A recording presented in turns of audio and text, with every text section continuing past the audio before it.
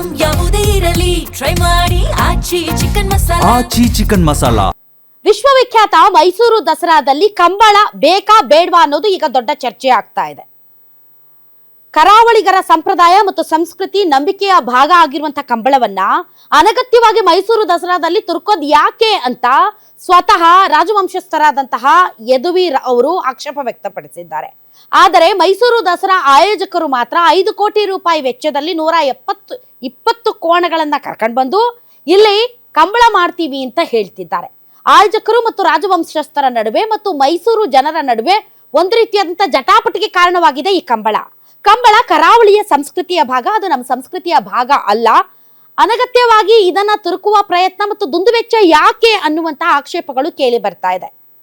ಹಾಗಾದ್ರೆ ವಿಶ್ವವಿಖ್ಯಾತ ಮೈಸೂರು ದಸರಾದಲ್ಲಿ ಈ ಬಾರಿ ಕಂಬಳವನ್ನ ಇಂಟ್ರೊಡ್ಯೂಸ್ ಮಾಡ್ತಾರಾ? ರಾಜ ಮಹಾರಾಜರ ಪರಂಪರೆಯ ಹಬ್ಬದಲ್ಲಿ ಕರಾವಳಿ ಕ್ರೀಡೆ ಯಾಕೆ? ದಸರಾದಲ್ಲಿ 2 ದಿನಗಳ ಕಂಬಳ ಆಯೋಜನೆಗೆ ಭಾರಿ ವಿರೋಧ ವ್ಯಕ್ತವಾಗ್ತಾ ಇದೆ.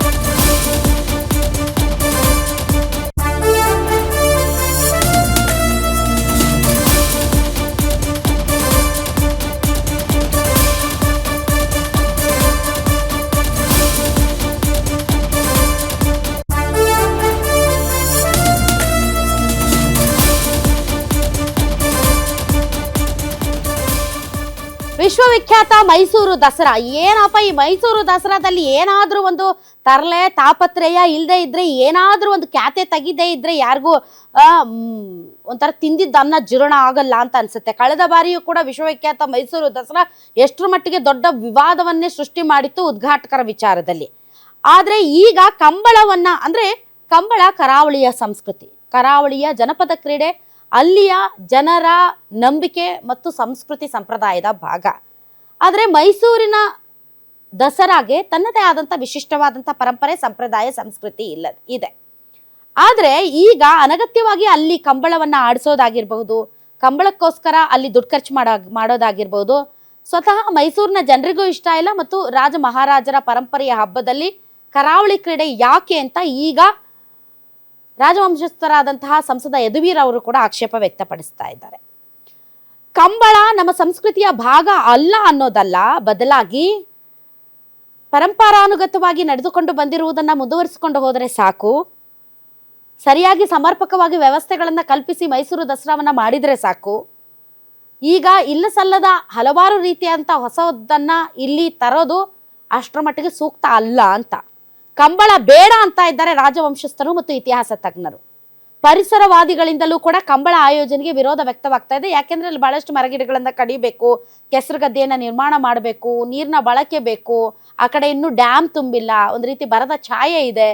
ಹೀಗಾಗಿ ಅನಗತ್ಯವಾಗಿ ದುಡ್ಡು ಯಾಕೆ ಖರ್ಚು ಮಾಡ್ತೀರಿ ಅಂತ ಕಂಬಳ ದಕ್ಷಿಣ ಕನ್ನಡ ಭಾಗದ ಕ್ರೀಡೆ, ಅದು ಅಲ್ಲೇ ನಡೀಲಿ. ನೆಲದ ಸಂಸ್ಕೃತಿಯ ಕ್ರೀಡೆ ಆ ನೆಲದಲ್ಲಿ ನಡೆಯಲಿ, ಅದೇ ಚಂದ. ಮೈಸೂರು ದಸರಾಗೂ ಕಂಬಳಗೂ ಸಂಬಂಧ ಇಲ್ಲ. ವಿಜಯನಗರ ದಸರಾ ಕಾಲದಿಂದಲೂ ಕಂಬಳ ನಡೆದಿಲ್ಲ. ಈಗ ಯಾಕೆ ಮಾಡ್ತೀರಿ? ಕಂಬಳಕ್ಕೆ ಖರ್ಚಾಗುವಂಥ 10 ಕೋಟಿ ರೂಪಾಯಿಯಲ್ಲಿ ಕಲಾವಿದರನ್ನ ಚೆನ್ನಾಗಿ ನೋಡ್ಕೊಳ್ರಿ. ಕಂಬಳಕ್ಕೆ ಮೈಸೂರಿನಲ್ಲಿ 24 ಎಕರೆ ಜಾಗ ಗುರುತು ಮಾಡಿದ್ದೀರಿ. ಆ ಜಾಗದಲ್ಲಿ ಸಾಕಷ್ಟು ಮರಗಿಡಗಳಿವೆ. ಕಂಬಳ ಮಾಡಿದ್ರೆ ಪರಿಸರ ನಾಶ ಆಗುತ್ತೆ. ಕಂಬಳ ನಿಲ್ಲಿಸದೇ ಇದ್ರೆ ಉಗ್ರ ಹೋರಾಟದ ಎಚ್ಚರಿಕೆ ನೀಡಿದ್ದಾರೆ ಪರಿಸರವಾದಿಗಳು. ಸರ್, ನಮ್ಮ ವಾದ ಏನಂದರೆ ಕಂಬಳದ ಬಗ್ಗೆ ನಾವು ವಿರೋಧ ಇಲ್ಲ. ನಮ್ಮ ಮೈಸೂರು, ನಮ್ಮ ನಾಡಿನ, ನಮ್ಮ ಸಂಸ್ಕೃತಿನೇ ಬೇರೆ ಇದೆ. ಇಲ್ಲಿ ಆ ಕಾಲದಿಂದನೂ ರಾಜಮನೆತನದವರು ಮಾಡ್ಕೊಂಡು ಬಂದಿರೋಂಥ ಕಲೆಗಳೇ ಬೇರೆ ಇದೆ. ಇತ್ತೀಚಿನ ದಿನಗಳಲ್ಲಿ ಎಷ್ಟೋ ಕ್ರೀಡೆಗಳು ಅಂದರೆ ಅದೇ ಈ ಯುವ ದಸರಾ, ಆ ದಸರಾ, ರೈತ ದಸರಾ, ಅದು ಇದು ಮಾಡ್ಕೊಂಬಂದು ನಾವು ಇಲ್ಲಿದ್ದು ಅಂಥೇಳಿ ಆದ್ಯತೆ ಕೊಡ್ತಾ ಬಂದಿದ್ದೀವಿ. ಈಗ ಆಲ್ರೆಡಿ ಕುಸ್ತಿ ಆ ತಲತಲಾಂತರದಲ್ಲಿ ಬಂದಿದೆ, ಹಂಗಾಗಿ ನಾವು ಆದ್ಯತೆ ಕೊಡ್ತಾ ಇದ್ದೀವಿ. ಈ ಕಂಬಳ ಬಂದು ದಕ್ಷಿಣ ಕನ್ನಡ ಜಿಲ್ಲೆಯಲ್ಲಿ ಮಾಡೋ ಅಂಥದ್ದು, ಮತ್ತು ಅದಕ್ಕೆ ಆ ಭೂಮಿ ಗದ್ದೆ, ಅವರು ಫಲವತ್ತಾದ ಭತ್ತ ಬೆಳೆಯೋದಕ್ಕೋಸ್ಕರ ಹೇಗೆ ನಾವಿಲ್ಲಿ ದನಗಳನ್ನ ಇಟ್ಕೊಂಡು ಉಕ್ಕೆ ಹೊಡೆದು ಅದು ಇದು ಮಾಡ್ತಾಯಿದ್ವಿ, ಅದೇ ಥರ ಅಲ್ಲಿ ಕೋಣಗಳನ್ನ ಇಟ್ಕೊಂಡು ಮಾಡಿ ಆನಂತರ ಅದನ್ನು ಕ್ರೀಡೆಗೆ ಬದಲಾವಣೆ ಮಾಡ್ಕೊಂಡಿದ್ರು ಅಂತ ಕೇಳ್ಪಟ್ವಿ. ಇದನ್ನು ಮಾಡೋದಕ್ಕೆ ನಮ್ಮ ಸಾತ್ಕಳ್ಳಿ VTV ಪಕ್ಕ ಜಾಗದಲ್ಲಿ 23 ಎಕರೆ ಜಾಗ, ಅದು ಕೂಡ ಒಂದು ಲಿಟಿಗೇಷನ್ ಇದೆ. ಅಲ್ಲಿ ಕೆರೆ ಇದೆ ಮತ್ತು ಖಾಸಗಿ ಜಾಗ ಇದೆ. ಅಂದರೆ ಸರ್ಕಾರದ ಜಾಗ ಇರೋದ್ರಲ್ಲಿ ಅದಕ್ಕೆ ಒಂದು ಕ್ರೀಡಾಂಗಣಕ್ಕೆ ಅಂತೇಳಿ ನೀಡಿದ್ದೀವಿ ಅಂತೇಳಿ ಮರಗಳ ಹನನ ಮಾಡುವಾಗಲ ತಡೆದಿದ್ವಿ 3 ವರ್ಷದಿಂದ. ಈಗ ನಾವು ಹೋದ್ವಾರ ಮತ್ತೆ ಮರಗಳ ಹನನ ಮಾಡ್ತಿರುವಾಗ ನಾವು ಹೋಗಿ ಕೇಳಿದಾಗ ಇದು ಕ್ರೀಡಾಂಗಣಕ್ಕೆ ಸೇರಿದ ಜಾಗ, ನಾವು ಯುವ ಸಬಲೀಕರಣದ ಭಾಸ್ಕರ್ ನಾಯಕ್ ಅಂತೇಳಿ ನಾನಿಲ್ಲಿ ಯಾವುದೋ ಕ್ರೀಡಾಂಗಣ ಇದು ಮಾಡೋದಕ್ಕೆ ಸ್ವಚ್ಛಗೊಳಿಸ್ತಿದ್ದೀನಿ ಎಂದು. ನಿಮ್ಮದು ಆದೇಶದ ಪ್ರತಿ ಕೊಡಿ ಅಂದರೆ ಸರ್ಕಾರದಿಂದ ಆದೇಶ ಆಗಿದೆ, ಮೂಡಾದಿಂದ ಪ್ರತಿ ಬಂದಿಲ್ಲ ಅಂತಾರೆ. ಅರ್ಥ ಮಾಡ್ಕೊಳ್ಳಿ, ಅಧಿಕಾರಿಗಳು ಯಾವ ರೀತಿ ಕೆಲಸ ಮಾಡ್ತಾ ಇದ್ದಾರೆ. ಇವ್ರ ಕೈಗೆ ಆ ಸ್ಥಳದ್ದು ಒಂದು ಪತ್ರನೇ ಸಿಗ್ದೇನೆ ಯಾವುದೋ ಸೈಕ್ಲಿಂಗ್ ಯಾವುದೋ ಇದನ್ನು ಮಾಡೋದಕ್ಕೆ ಅಂತ ಇವರು ಒಂದು ಕಡೆ ಸುಳ್ಳು ಮಾಹಿತಿ ಕೊಡ್ತಾರೆ. ಅಂದರೆ ಇವ್ರಿಗೆ ರಾಜಕಾರಣಿಗಳಿಂದ ಯಾವುದೋ ರೀತಿಲಿ ಒತ್ತಡ ಬಂದು ಇವರು ಅದನ್ನು ಕ್ಲೀನ್ ಮಾಡಿಸ್ತಾ ಇದ್ದಾರೆ. ಆನಂತರ ಗೊತ್ತಾಯಿತು ಇಲ್ಲಿ ಕಂಬಳ ಮಾಡೋದಕ್ಕೆ ಮಾಡ್ತಿದ್ದಾರೆ ಅಂತ. ಆ ಜಾಗದಲ್ಲಿ ಹೀಗೆ ನಾವು ನಮ್ಮ ಹಿರಿಯ ತಜ್ಞರು ಎಲ್ಲ ಪರಿಸರವಾದಿಗಳು ಹೋರಾಟ ಮಾಡುವಾಗ ಎಲ್ಲ ಕಡೆಯಿಂದ ಕಲೆ ಹಚ್ಚಿದಾಗ ಅಲ್ಲಿಗೆ ಮಣ್ಣು ಮೆದುವಾದ ಮಣ್ಣು ಬೇಕು, ತುಂಬ ನೀರು ಬೇಕು ಅಂತ ಹೇಳ್ತಾರೆ. ಈಗಾಗಲೇ ಮಳೆ ನೋಡಿದ್ರೆ ಜೂನ್ ಜುಲೈ ತಲುಪಿದ್ದೀವಿ, ಮಳೆನೇ ಆಗಿಲ್ಲ ಮೈಸೂರಲ್ಲಿ. ಅದಕ್ಕೆ ಯಥೇಚ್ಛವಾಗಿ ನೀರು ಬೇಕು, ಮೃದುವಾದ ಮಣ್ಣು ಬೇಕು ಕೋಣ ಓಡೋದಕ್ಕೆ ಅಂತ ಹೇಳ್ತಾರೆ. ಸೊ ಅದನ್ನೆಲ್ಲ